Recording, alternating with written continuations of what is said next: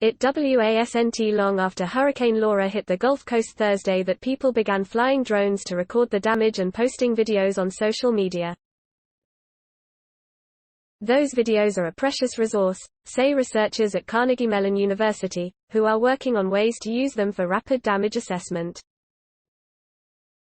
By using artificial intelligence, the researchers are developing a system that can automatically identify buildings and make an initial determination of whether they are damaged and how serious that damage might be. Current damage assessments are mostly based on individuals detecting and documenting damage to a building, said Junwei Liang, a Ph.D. student in CMU's Language Technologies Institute (LTI).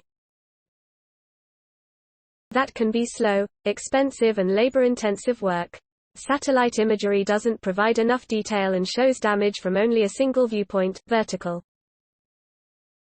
Drones, however, can gather close-up information from a number of angles and viewpoints.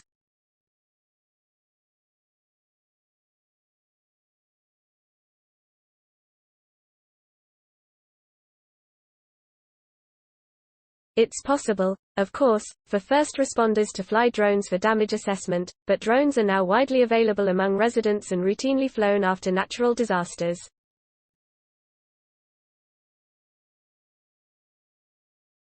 The number of drone videos available on social media soon after a disaster means they can be a valuable resource for doing timely damage assessments, Liang said.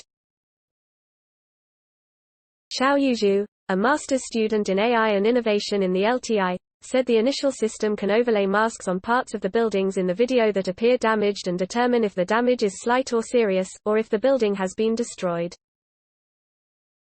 Story source: materials provided by Carnegie Mellon University. Original written by Byron Spice.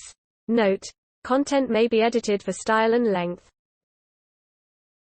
Please support my channel to grow by pressing subscribe button and the bell icon. We will notify you new tech videos.